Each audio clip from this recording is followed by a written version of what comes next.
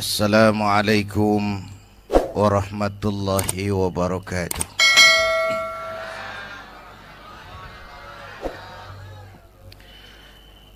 Alhamdulillahi wa kafa.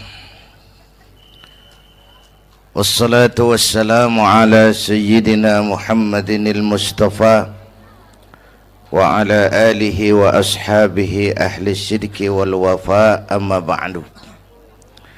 Para ulama yang saya muliakan, hadirin hadirat yang saya cintai, alhamdulillah malam ini kita sudah banyak mendapat mutiara-mutiara yang sangat berharga yang baru saja disampaikan oleh Bang Haji Roma Irama. Saya yakin besar manfaatnya buat kita semua. Mudah-mudahan apa yang kita dengarkan bisa kita amalkan. Saudara-saudara, sekarang ini banyak orang bisa memberi contoh, tapi sedikit orang bisa menjadi contoh. Ngasih contoh mah gampang, jadi contoh susah. Karena beliau manusia. Laqad ja'akum rasulun min anfusikum. Kalau kambing disuruh nyontoh ayam, yang nyuruh nyontoh kagak punya pikiran. Ya, kagak level. Kambing mah nyontohnya kambing, kebo nyontohnya orang, nyontohnya orang. Makanya Nabi kita orang, bukan malaikat, bukan jin, bukan dewa, manusia. Kalau manusia disuruh nyontoh manusia, itu perintah masuk akal, predispositionnya sama. Kalau disuruh nyontoh malaikat mah ribet kan. Malaikat bagaimana nyontohnya, dia mah tidur kagak, makan kagak, sama duit budek, sama perempuan kagak open, lah susah nyontohnya. Ya, Superman tuh biar hebat nggak bisa dicontoh Superman, bagaimana terbangnya? Lagian pakai celana dalam di luar, Pak. Nggak bisa dicontoh Superman mah. Nabi kita manusia utuh, cuman sungguh pun manusia, kualitasnya beda. Ini namanya basyarun la kal basyari. Manusia memang, tapi jangan samain, bobot bibitnya beda. Contoh, kita nih manusia, kita tidur. Nabi kita manusia, beliau tidur. Tidur Nabi, tidur mata doang, hatinya nggak pernah tidur. Tuh bedanya sama kita tuh. Tidur kita keblek, asal tidur habis-habisan. Lagi, kita manusia, kita keringetan. Nabi kita manusia, keringetan. Keringet Nabi harum wangi, bau minyak kasturi, zaman belum ada parfum. Keringet kita udah rasain aja masing-masing dah, jangan pakai dikebet udah.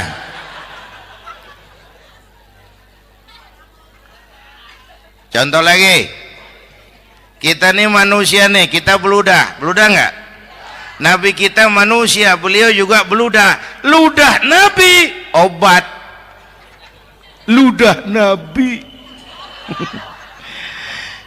Itu pun waktu mau hijrah kan sama Sayyidina Abu Bakar, sampai di Gua Sur, Sayyidina Abu Bakar bilang, saya turun duluan ke gua ya Rasul. Ngapain? Bersihin gua, takut ada binatang berbisa.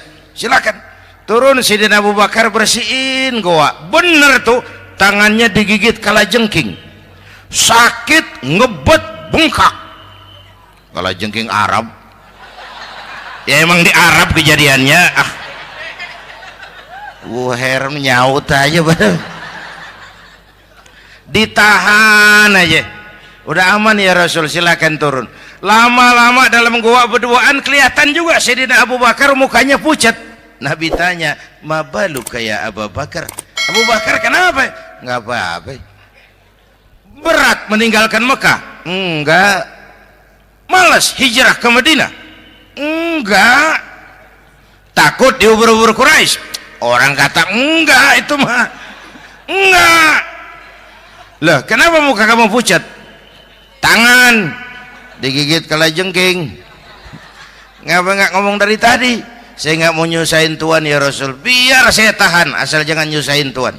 Ah, jangan begitu kau. Sini tanganmu, diambil sama baginda Nabi. Bismillahirrahmanirrahim. Cuh, diludahin. Ringkes sembuh saat itu juga. Ludah Nabi. Pengen tahu kita yang ludahin.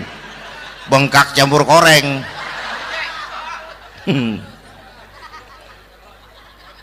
Satu tuh alasannya kenapa Nabi dijadikan contoh, karena manusia, kalau manusia disuruh nyontoh manusia pasti bisa dong ya.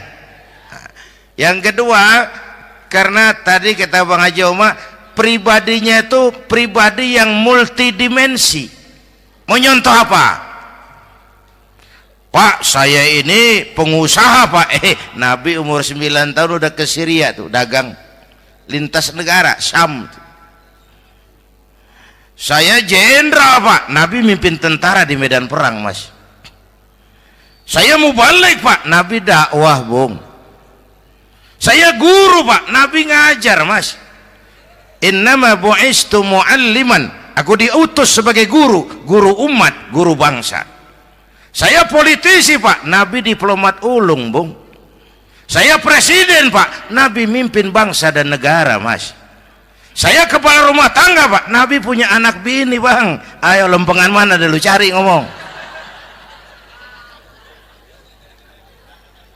Malah Nabi Isa tuh nggak bisa jadi contoh bagaimana membina rumah tangga bahagia. Bagaimana membina rumah tangga bahagia menurut contoh Nabi Isa? Nggak ada Mas. Kenapa? Nabi Isa belum sempat kawin. Ya, Nabi Isa belum sempat kawin. Ada pengikut Nabi Isa menyangka nggak kawin ajaran Nabi Isa, pada ngikut lagi nggak kawin. Tuh pastor tuh mubazir. Lah orang dikasih perabotan. Bang bener, saya kalau dalam Islam kiai kagak boleh kawin, saya pilih berhenti jadi kiai. Kalau kagak ada giro-giroan, botak rambut.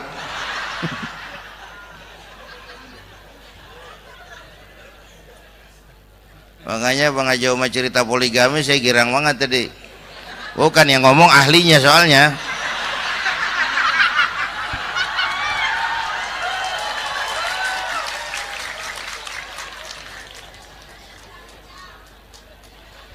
Dadah gitu aja deh ya.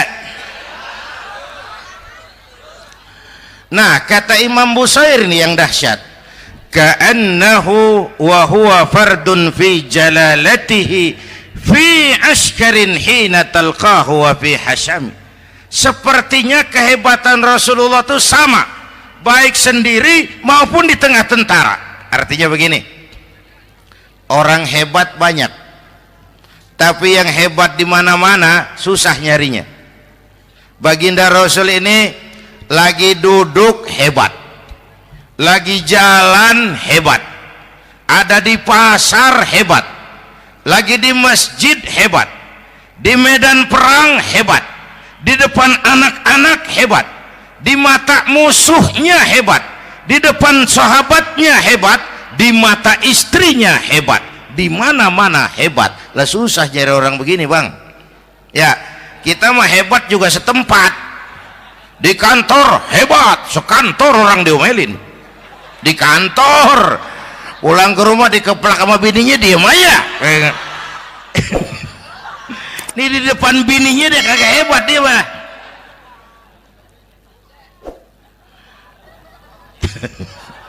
Oke, lalu kalau begitu soalnya apa yang mau kita contoh? Saya sampaikan 3 aja. Pertama, Nabi kita ini tokoh yang sejak kecil udah ditempa kesusahan. Bu, tadi kata Bang Haji, Islam mengangkat derajat kaum perempuan. karena perempuan banyak melahirkan orang besar. Lihat Sayyidah Aminah, ibunda baginda Nabi, melahirkan anak pertama tanpa didampingi suami. Meninggal suaminya, sedih hatinya, remuk perasaannya, tapi tegar jiwanya. Dilahirkannya bayi bernama Muhammad, diasuhnya penuh kasih sayang, diantarnya menjadi orang besar dan memang dibesarkan oleh Allah. Itu contoh tuh Bu. Bilangin anak-anak tong, bocah Nabi ngangon kambing tong, sekolah tong, jadi orang gede. Baba lu tibang tamat SD, lu sarjana lu. Baba lu cuman jadi RT, lu jadi camat lu. Biarin malu baba lu, pala jadi kaki, kaki jadi pala, asal lu terus sekolah. Bu, anak sekolahin, gelang doang digedein lu. Nih kan kita Betawi nih pendidikan ngentengin banget kotaan. Udah dong, jangan tinggi-tinggi sekolah udah. Ngapa mak? Baba lu kagak sekolah hidup noh. Hidup dong, pun jamu monyet juga hidup. Bu, anak sekolahin.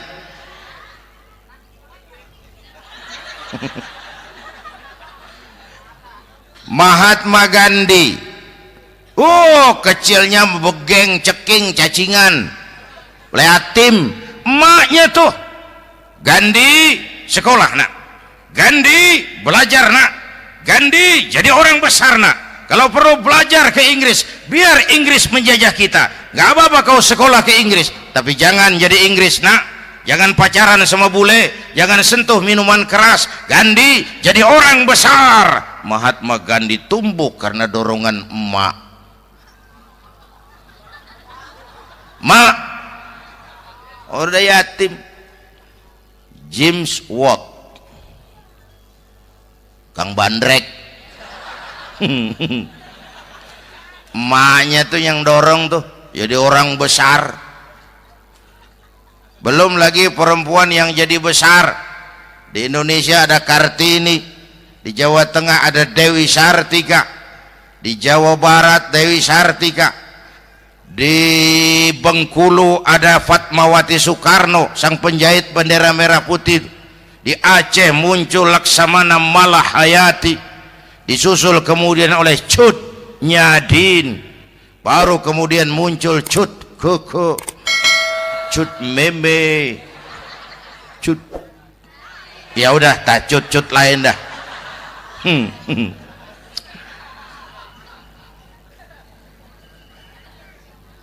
Nabi ke remajanya nggak dikolokin, tegar, tahan bantingan, nggak cengeng. Begini bang, kalau bahasa kita nih, bahasa Betawi nih, orang mah bang kalau udah biasa susah ketemu susah nggak kaget udah. Ya kita Betawi kan masuk udah nukangin. Susah mulu. Saya santri nih biasa makan kangkung, datang ke rumah temen dikasih kangkung, makanan gue ini mat, dikasih daging ayam lah nambah, emang apa?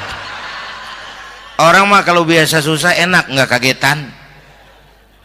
Saya santri biasa tidur di masjid, disuruh nginep di hotel lah pules nggak? Tapi yang biasa tidur di hotel suruh nginep di masjid encok. Makanya kemarin tuh waktu menteri-menteri baru dilantik tuh saya ngarepin tuh, mudah-mudahan nih menteri ini begitu dilantik bacaannya nawaitu sauma godin. Lu pada niat puasa dulu dah, entaran. Puasa kan bukan kagak boleh, nunda doang, nunda puasa mah. Tempe boleh maghrib, tahu boleh maghrib, air kelapa boleh maghrib. Lu menteri pada mau naik mobil mewah boleh, ntar kalau ekonomi udah mendingan, rakyat udah pada legaan napasnya. Ya sebab apa? Itu duit buat mobil para menteri kan duit negara kan duit rakyat. Duit rakyat kan duit gue juga, itu ada di situ. Gue bayar pajak. Sayangnya kebanyakan pejabat kita asal dilantik aja bacaannya Allahumma lakasumtu, niat buka puasa. Orang buka puasa kan kemaruk, apa jadi gares? Ya. Bu, bu, jadi benar Islam mengangkat harkat, derajat, martabat kaum perempuan. Kata Bang Haji Umar tadi, dengar nggak tuh? Waktu Nabi ditanya, ya Rasul, siapa yang paling harus saya taati di dunia? Ibumu. Setelah itu, ibumu. Setelah itu, ibumu. Setelah itu, bapakmu. Ibu 3 kali disebut, bapak. Coba pikirin. Ibu 3, bapak 1. 1 bapak. Ini bagaimana ngitungnya jadi kerok begini nih ngitung nih.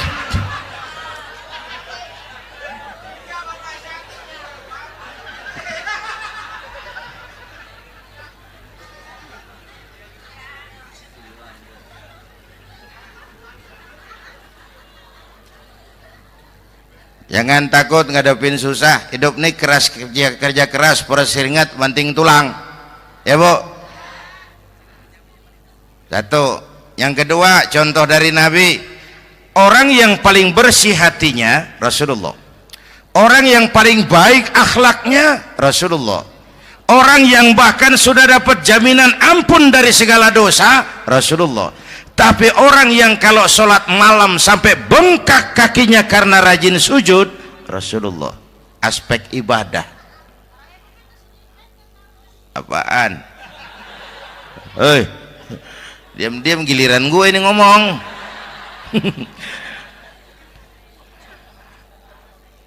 Lo ngomong lagi, udah gue pulang. Canda neng. Udah gantian ya. Ya. Apaan urusan? Orang yang dosanya udah dapat jaminan ampun, kalau sholat malam bengkak kakinya karena rajin sujud. Saya tahu di sini juga banyak yang kakinya bengkak. Semurat. Oke. Kira-kira 3 minggu yang lalu saya menghadiri haul akbar Syekh Maulana Malik Ibrahim di Gresik, haul ke-609. Dari situ saya ke Surabaya ikut zikir sama keluarga besar Tarbiyatul Qulub. Waktu zikir saya terkejut, ada kalimat yang dibaca ratusan kali menyentak perasaan saya. Kalimatnya sederhana, kita hafalah, yaitu kalimat ana Abdullah. Dibaca ratusan kali, ana Abdullah, ana Abdullah, ana Abdullah, ana Abdullah. Buat saya itu menyentak karena memperteguh komitmen saya hamba Allah, saya hamba Allah. Ah, itu mah Pak Zainuddin kan biasa, itu mah kita semua juga hamba Allah. Betul. Ayo kita bikin luar biasa. Saya mau tanya, Bapak, Ibu hamba Allah apa bukan? 3 orang. Ibu hamba Allah apa bukan? Hamba Allah. Kata siapa? Nah, kata ibu sendiri. Kalau kata sendiri, pan namanya pan ngaku. Ya, orang ngaku mah boleh dong, tiba ngaku, namanya juga ngaku. Cuman diakuin apa enggak, kita pan belum tahu. Ngaku mah murah, diakuin mahal. Ya, yang gampang dah. Ibu kenal sama Presiden SBY? Kenal. Presiden SBY kenal sama ibu?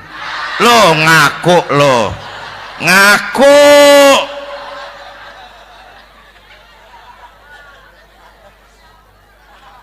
Saya hamba Allah, kata saya. Berapa banyak orang mulutnya hamba Allah, perbuatannya menyatakan dia hamba dunia, hamba harta, hamba jabatan, hamba setan, budak nafsu. Nggak sesuai ucapan sama perbuatan. Yuk jadi hamba Allah yang beneran. Jangan separuh-separuh, kita mapan asal sakit mah hamba Allah. ya Allah, lagi sakit, sehat ya dikit, keder, nyari masjid nggak ketemu.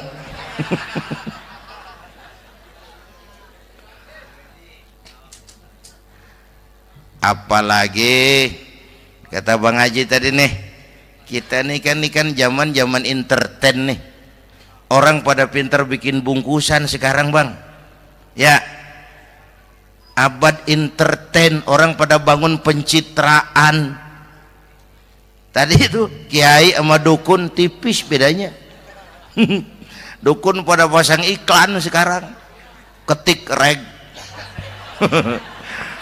Waduh, sampean lahir hari Selasa, nggak cocok di air, ono di hutan sono, larang udah dagang es jadi berhenti, nggak cocok di air.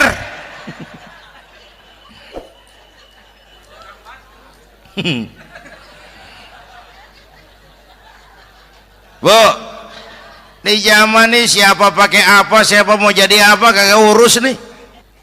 Bapak Ibu hadirin yang saya hormati, dan masyarakat kita ini kayak daun kering.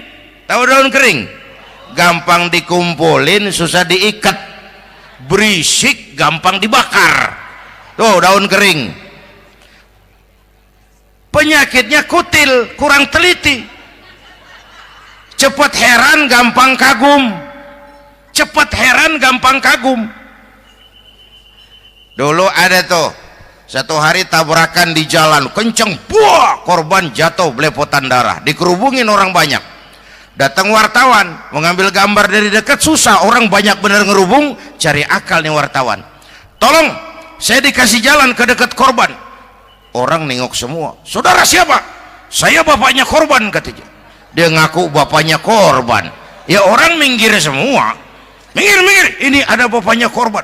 Orang minggir semua, dia maju ke depan korban. Sampai di depan korban, pucat mukanya tuh wartawan. Kenapa? Yang ketabrak anak monyet, Pak. Dia udah kedongan ngaku bapaknya korban.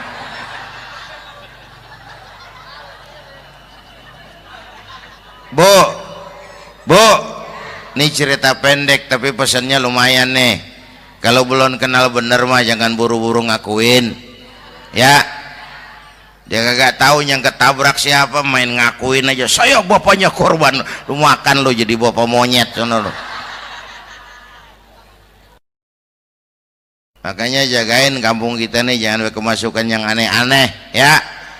Nabi palsu, aliran aneh ya, ini bid'ah, itu bid'ah kuno yang kayak begitu. Capek kita ngurusin begitu, udah kelewatan ya.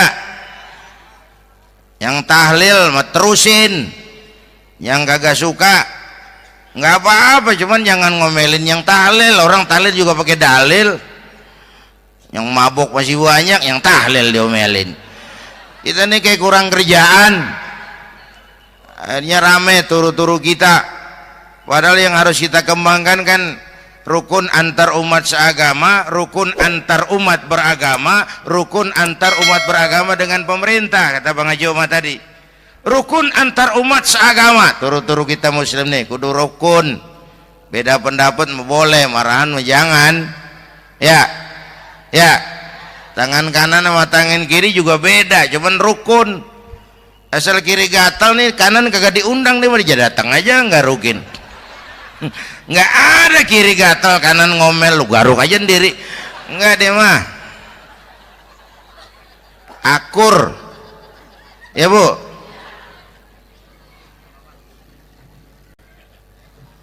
Yang kedua, rukun antar umat beragama.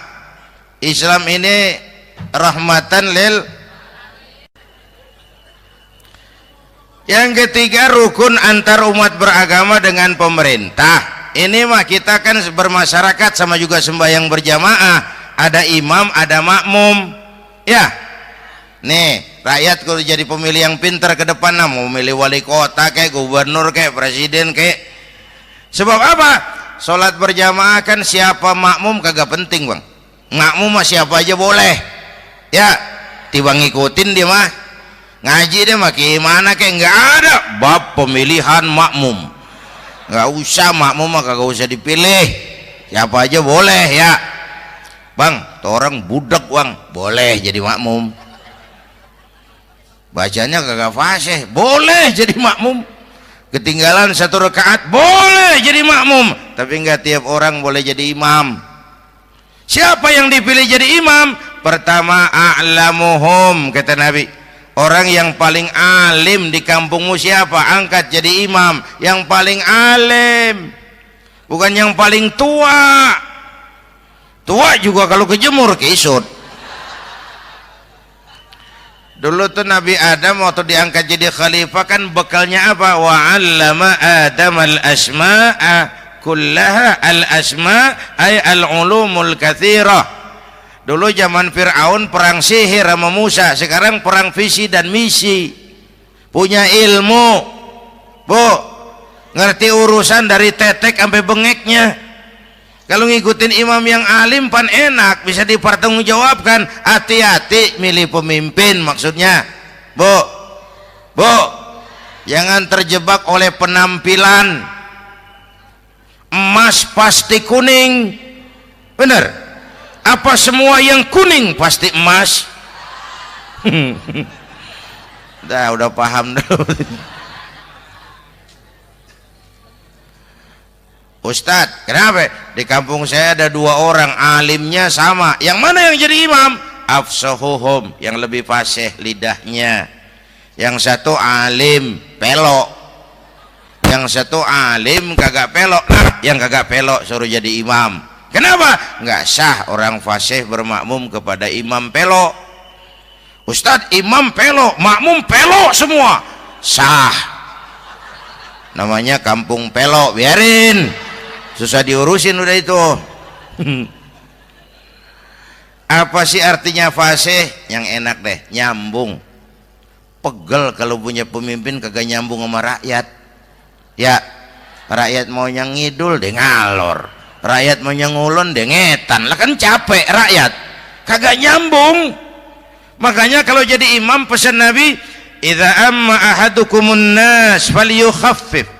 Kalau kamu jadi imam, ringankan sholat kamu. Itu makmum nggak sama kekuatannya. Jangan panjang-panjang kalau jadi imam, kudu tahu keadaan makmum. Tuh makmum ada yang udah tua rentak, diri aja udah gemeter. Ada yang punya darah tinggi, kalau sujud kelamaan palanya ngebet. Ada yang udah janji tuh makmum habis sembahyang mau terima duit. Kalau imam kelamaan, kalau saudara makmum. Ya, nyambung. Jangan udah diangkat jadi imam saenake dewe. Salat isya berjamaah, rakaat pertama selesai Fatihah Yasin. Makmum ikut mengikut, cuman bari ngancem. Besok gua tawiatin balik lagi udah. Kagak nyambung. Kalau nggak nyambung tuh capek, bu. Jangan tersenyum kepada orang buta, jangan berbisik kepada orang tuli. Kagak nyambung. Orang buta diajak senyum, bagus sih maksudnya, cuman kan rada mubazir. Orang jaga kagak paham. Cari pemimpin yang nyambung. Kalau memang masyarakatnya suka tahlil, cari pemimpin yang suka tahlil. Rakyatnya suka maulid, cari pemimpin yang suka maulid supaya nyambung, kagak pegel kita.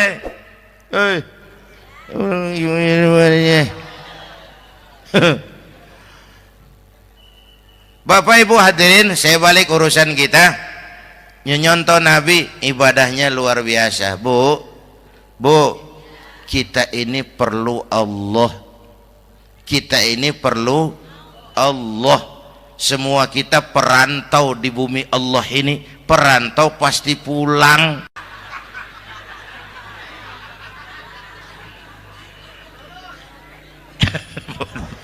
Bolot, bodoh kalau ada perantau, dia sadar dia perantau tapi nggak pernah mikirin pulang.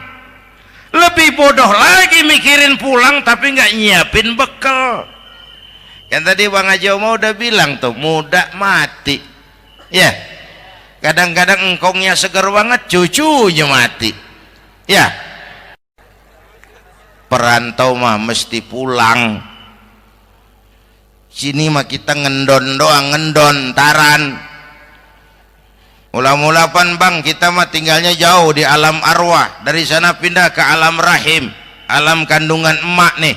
Pernah tinggal di situ 9 bulan tuh, ada yang 2 tahun, yang keluar udah kumisan, kelamaan ngetemnya itu.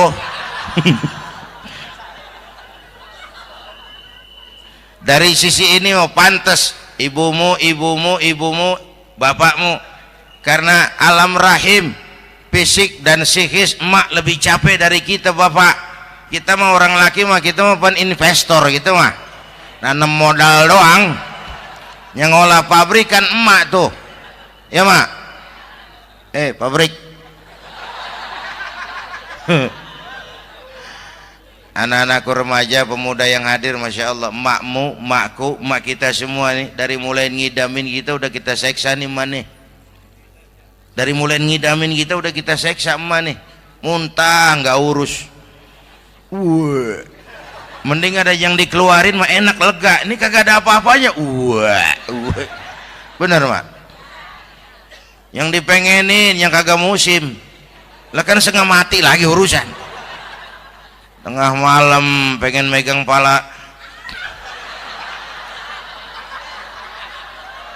kereta, lu jorok bener lu, gue heran.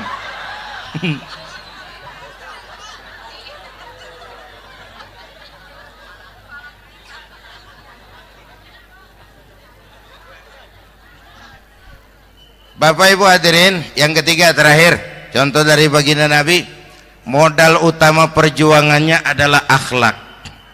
Memperbaiki akhlak, pakai akhlak. Rasulullah ngajak, bukan ngejek. Rasulullah merangkul, bukan mukul. Rasulullah pakai argumen, bukan pakai sentimen. Tujuannya adalah kebenaran, bukan menang-menangan. Prinsip dakwahnya basyiru wala tunaffiru, yassiru wala tu'assiru. Gembirakan orang, jangan ditakut-takutin. Mudahkan urusan orang, jangan dibikin sulit. Di masyarakat memang mendingan rakyat rendah berakhlak tinggi daripada pejabat tinggi berakhlak rendah. Dulu tahun 50-an orang kita kalau pergi haji ke Mekah 6 bulan. 6 bulan tuh orang udah pada lupa aja baru pulang. 6 bulan orang yang ada cuman kapal laut, Mekah Madinah onta, banyak rampok lagi di gurun pasir Baduy itu. Dulu orang tua kita belajar manasik, kalian belajar silat. Sekarang karena kemudahan kemajuan ilmu menciptakan Boeing memotong waktu 5 bulan, orang pergi haji cukup sebulan. Bapak Ibu hadirin yang saya hormati, oleh karena itu menjaga nilai-nilai akhlak itu penting. Kepada siapa kita harus berakhlak? Pertama, kita harus berakhlak kepada Allah.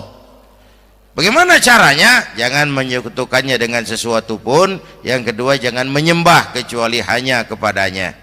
Yang kedua, kita harus berakhlak kepada sesama tadi itu. Yang ketiga, kepada lingkungan. Saya dulu masih zaman ada almarhum kakek saya, engkong. Kampung saya banjir, air masuk ke rumah. Saya teriak, "Kong, banjir kong." Engkong saya ketawa, "Biarin, bukan salah air." Habis, salah lo. Salah kita bagaimana kong? Lah lo tempat air lo tempatin. Yang punya tempat datang ya kagak ngerti, ini tempat gua, ini di sini nggak pada lo, lah banjir. Engkong saya nggak makan bangku sekolahan, tapi wise pak. Air kan bukan musuh, air kan temen kan kudu punya tempat. Lalu kagak punya tempat, pantas kemana ide ngayam, banjir. Ya. Dulu saya remaja ngaji babul istinja, kiai ngajar makruh buang air kecil di tanah berlubang. Saya tanya, kenapa makruh kiai? Pertama, untuk alasan kesehatan. Siapa tahu di lubang yang kamu kencingi ada gas beracun.